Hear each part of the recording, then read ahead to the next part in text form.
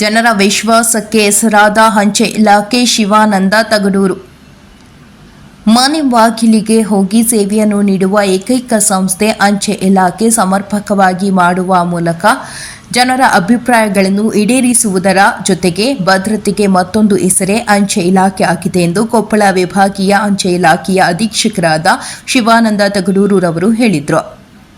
ಪಟ್ಟಣದ ಅಂಚೆ ಕಚೇರಿಯಲ್ಲಿ ಏರ್ಪಡಿಸಿದ್ದ ಜನಸ್ಪಂದನ ಸಭೆಯನ್ನು ಉದ್ಘಾಟಿಸಿ ಮಾತನಾಡಿದ ಅವರು, ಜನರ ವಿಶ್ವಾಸವನ್ನು ಸುಮಾರು 200 ವರ್ಷಗಳಿಂದ ಉಳಿಸಿಕೊಳ್ಳುವುದರೊಂದಿಗೆ ಪ್ರಾಮಾಣಿಕತೆಗೆ ಹೆಸರಾದ ಇಲಾಖೆ ಈಗ ಬೃಹತ್ತಾಕಾರವಾಗಿ ಬೆಳೆಯಲು ನಾಡಿನ ಜನತೆ ಪ್ರೀತಿ ವಿಶ್ವಾಸವೇ ಕಾರಣವೆಂದು ಹೆಮ್ಮೆಯಿಂದ ಹೇಳಲು ಖುಷಿ ಆಗುತ್ತದೆ ಎಂದರು. ಅನೇಕ ಜನಪರ ಯೋಜನೆಗಳನ್ನು ಇಲಾಖೆ ಜಾರಿಗೆ ತಂದಿದೆ. ಅದರ ಸದುಪಯೋಗವನ್ನು ಜನರು ತೆಗೆದುಕೊಳ್ಳಬೇಕೆಂದು ಮನವಿ ಮಾಡಿದರು.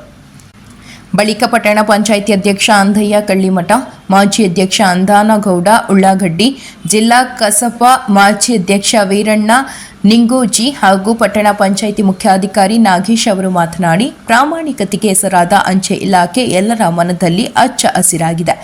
ಪತ್ರ ಸಂಸ್ಕೃತಿ ಈಗ ಮರೆಮಾಚಿದೆ ಎಂದು ವಿಷಾದಿಸಿದರು.